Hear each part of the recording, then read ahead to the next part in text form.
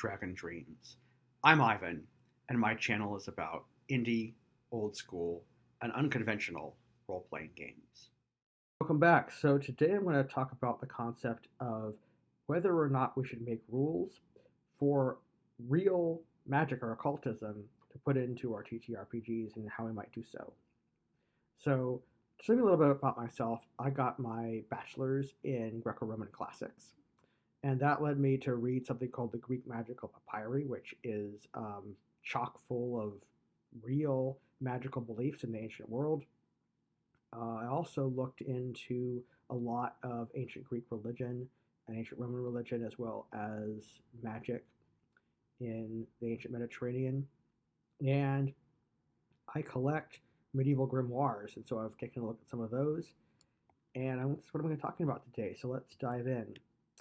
So the first big hurdle in this is to go over the problems with doing this. So in real magical traditions, there's no real concept of power balance or power level, any of the things that we need in a TTRPG, and basically it's if you do this, this is the result. There's no concept of higher power magic users or lower power magic users. Grimoires will often boast that you can summon up storms, turn invisible, etc., etc., etc. Okay. And so that being said, magical texts are also often almost impossible to use 100% perfectly. And this might be by design. I mean, it might be that the people who sold these magic books were hucksters or semi-hucksters. They may have kind of believed in them, but also kind of wanted to make some gold coins or whatever the currency was.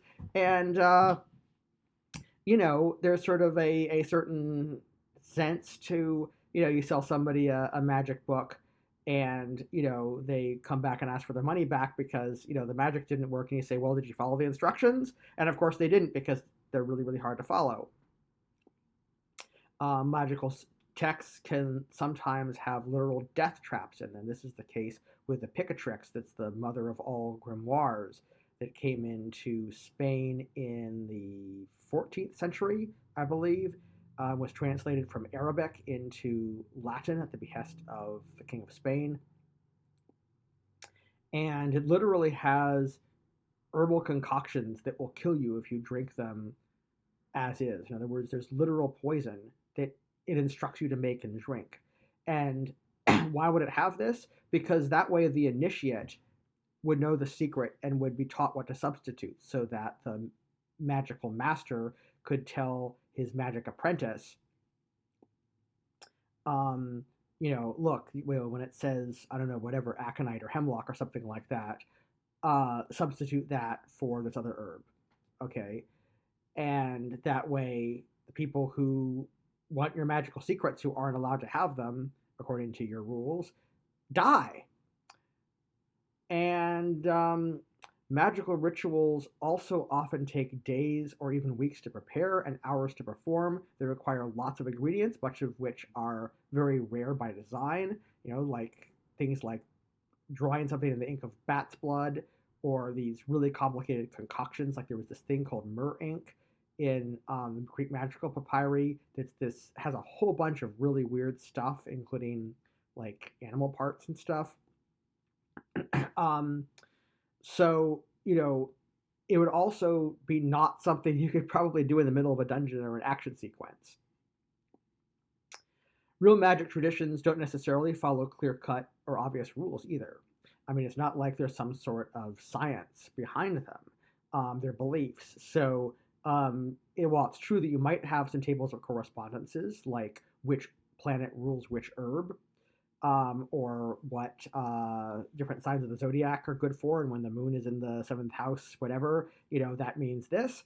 And that might be sort of kind of a little bit of a rule. It's not really as logical as you think. It's you get into the meat of the matter and trying to come up with some sort of logic that predicts how a spell would be written doesn't really work.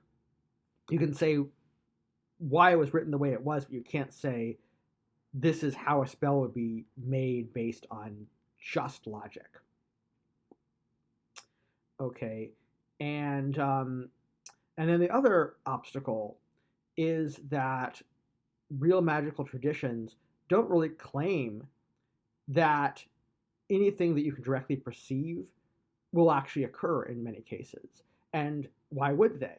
I mean, if you actually believe in magic in this world, you probably don't think that there's some sort of like, you know, actual factual thing. Like if you do a money spell, you probably don't actually think that gold will appear in front of you, because it doesn't. You know, if you do a love spell, you probably don't literally think that you'll get a knock on the door as soon as you finish the spell, and presto, that woman at the tavern that you or guy at the tavern is at your door.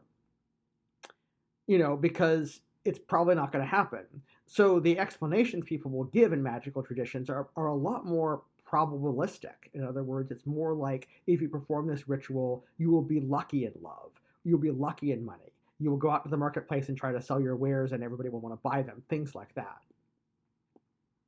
So you're not going to have fireballs and lightning bolts and magic missiles in a real world magical belief system. So real magical systems are almost impossible to balance. They have no spell levels or mana points. They're ridiculously hard to do in the course of an adventure. Does this mean that we should not have magical systems in our TTRPGs that are based on real magical ideas? Well, here are some thoughts. One is to learn a couple of anthropological concepts, which are contagious magic and sympathetic magic. So contagious magic is the concept that if you have like a piece of a person you want to affect or something like that, like their hair or their fingernail clippings, that you can affect them. So the classic example of a contagious magical spell is a voodoo doll. You take the hair of the person you want to affect, you put that on the doll, and then if you stick pins in the doll at a particular location, the person will hurt in that location. Okay, and that's because the hair is supposed to connect the doll to the person. Whatever you do to the doll then is done to the person. Sympathetic magic is basically that magic power works by two different things in the cosmos. They could be anything. They could be gemstones, herbs, planets, stars, symbols, sigils, runes, whatever. That any two things that have qualities that are alike will affect each other in some mysterious way. So the classic example of this is the heliotrope flower turns toward the sun. That's a scientific fact. We actually now know why that happens, but to ancient people, they thought this was because it was ruled by the sun, that at some level it actually has this solar, attribute to it. That it's sort of fundamentally solar. It has this solar essence that is, or virtue, as they often refer to it, that is in the heliotrope. And therefore, if you do magic involving like heliotrope petals or something, that will do whatever is solar. So whatever astrology says about the sun could be accomplished by the heliotrope flower. So you might be able to do something with that. Another concept is there are real life concepts that you can summon up demons or spirits or sort of angels, things like that. They don't usually really go out and fight for you while you're running through a crypt or a cave. It's more like, and very frequently they give you information, is a much more common concept. For the simple reason that anybody who believes in magic in our world isn't going to think that a spell is going to cause an actual full corporeal demon that you can see, hear, smell, appear in your room and, I don't know, breathe fire or something, or rip people up with its claws or anything like that. in all probability, you're probably going to explain it as, well, the spirit is here, but it's invisible and it's incorporeal. So you can't actually see it, but you kind of like feel this spooky sense that it's there or something along those lines. You might even have auditory hallucinations that are brought on by power of suggestion or by altered states of consciousness that were accomplished by the ritual, because chanting, drumming, rattling, all those kind of things can bring your brain into an altered state of consciousness. And so you might actually have some sort of sense that there's another being in the room with you. You might even hear them talking to you. But it's sort of more like you're going to conjure them up in a magical ritual in your magic room, and then they'll either give you information, or maybe they'll go out and do something. Like maybe they'll go out and assassinate somebody for you, but then it would be explained by like the person had a heart attack, so obviously it worked. Not like, the person was slashed up with claw marks, or that, the chambermaid saw, this big, huge bat-winged, creature like fly through the window and, slash up the Duke. There's going to be more like, there was a cold chill in the air and a shadow fell over the Duke and suddenly he had a heart attack. Okay. So what can we do with all this? Well, one thought that I had is that you could probably make a reasonable magic system with contagious magic, mainly because it's hard. It actually makes things interesting from a role-playing perspective to actually have to go out and get somebody's hair or fingernail clippings.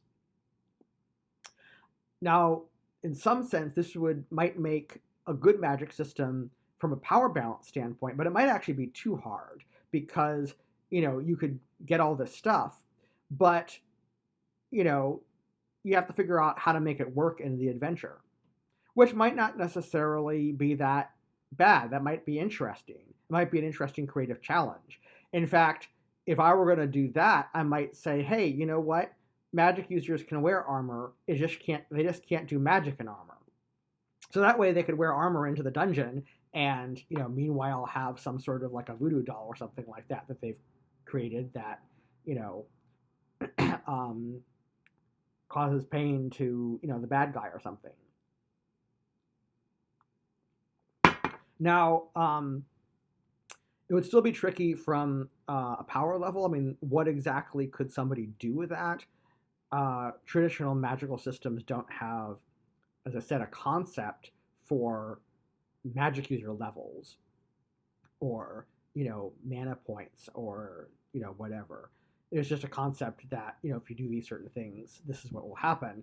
So you could say, well, as long as you clip somebody's hair to a doll, anything you do to the doll is done to the person. But just how far can that go? Can they use it to kill the king? Can they use it to torture somebody? Can they use that to, control like a 30th level fighter? You'd have to probably have some sort of limits to that. Now, I think sympathetic magic could also work kind of in a secondary fashion.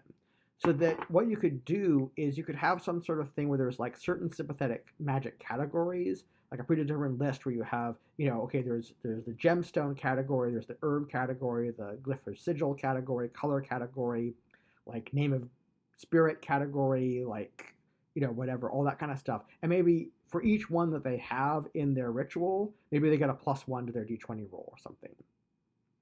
And I think that might dovetail nicely with the contagious magic, particularly if you have to make a skill check.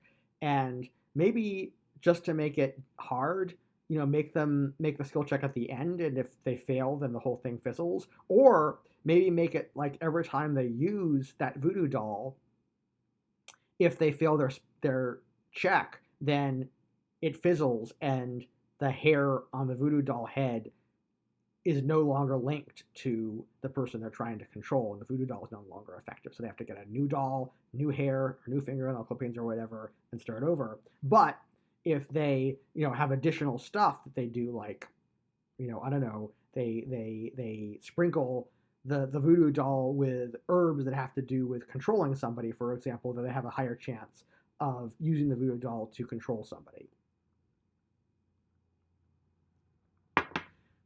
And I think summoning should work well for information gathering purposes. I think we GMs always like it when characters have some means of gaining information, because particularly if it's vague, I mean, particularly with the idea that demons love to tell you things that are absolutely true but totally useless, or love to twist your words or whatever. It's sort of nice to have like an information gathering thing where it's a cult, but you know you have to interpret it.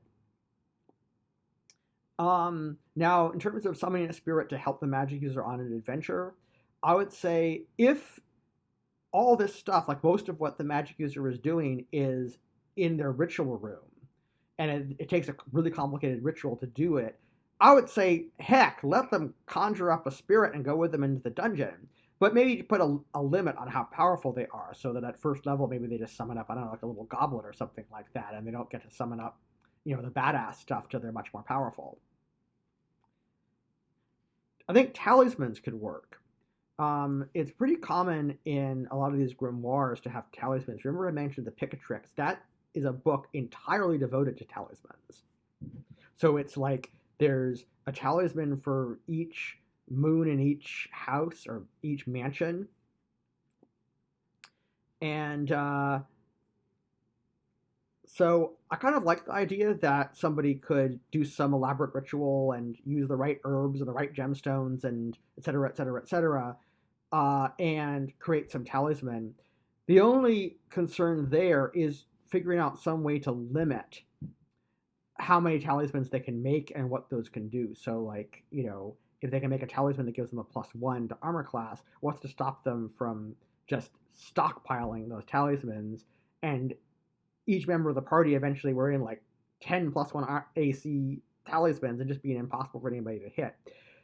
So there has to be some sort of limit, and I don't know whether it would just be you just freely admit, this is a game balance thing, so you could only have like a total number of bonuses equal to your level, or total number of bonuses to a particular thing. Like your AC bonus can only be up to +L, and you can only make L talismans.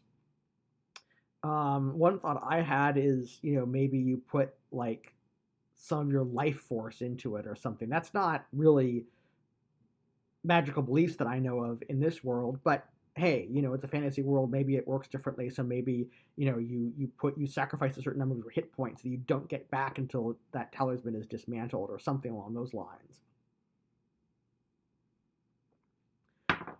Other things that are common in real magical traditions in this world are, it's very common to have some sort of way to ward off curses or the evil eye or the undead or demons, evil spirits, that kind of thing. That's something that it seems like universally all over the world, magic users are thought to be able to do.